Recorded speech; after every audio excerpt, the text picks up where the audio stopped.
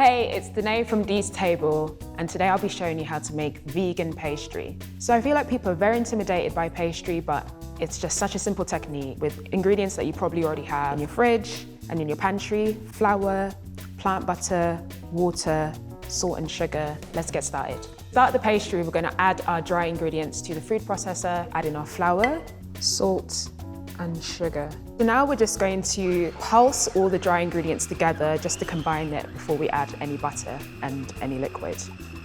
Okay, so now that that's combined, we can add our butter. So it's really important to make sure that the butter is cold, and when you cube it like this, it just allows it to be dispersed evenly. What we're looking for here is a breadcrumb consistency and texture.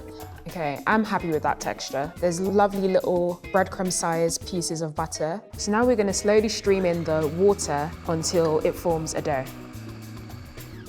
Now the dough has come together in the food processor, you can see it's beginning to form into a dough.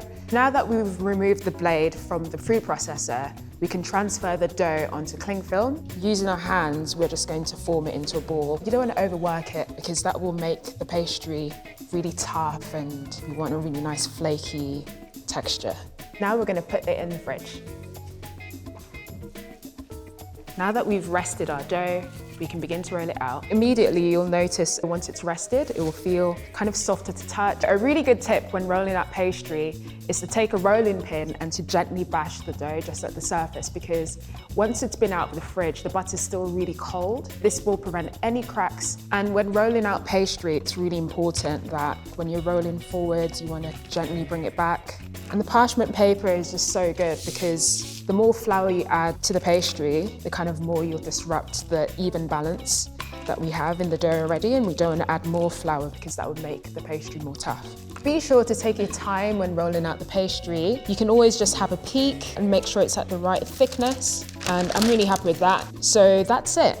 Our vegan pastry, and you can use this to make so many different dishes. I'll be making a spicy vegan chicken galette. We're gonna take our filling and just evenly place it in the middle. And we wanna be careful to leave a little rim all around, and we're gonna make little folds. It doesn't have to be so neat. We're just making these really lovely folds all around the crust. Now that we've shaped our galette, we can dress the tomatoes and just put them on top and then season with salt and pepper.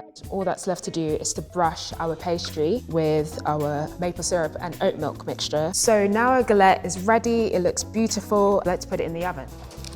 So now I'll just add in some fresh thyme as a garnish, and there it is, my vegan spicy chicken galette.